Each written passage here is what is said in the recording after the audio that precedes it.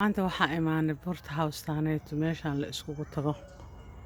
Een, Sheekhu wuxuu ka hadlayay arrimaha ay masaajidka Qubo.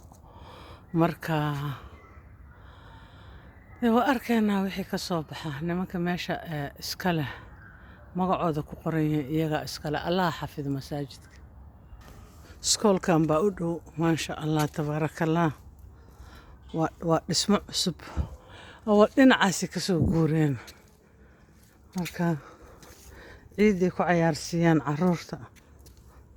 Meeshaana waxaa waaye dabaal yar. Meeshana waa taas iskoolka iyo bahashu isku dhismo waaye. Ilaahay waxaan ka baryaynaa khayrka inuu na waafajiyo. Masaajidka Qubana waxaa waaye waa masaajid Soomaali iyo Islaamku dhiseen. Marka Allah xafido, Allah asturo, Ilaahay annagana ha nacaf.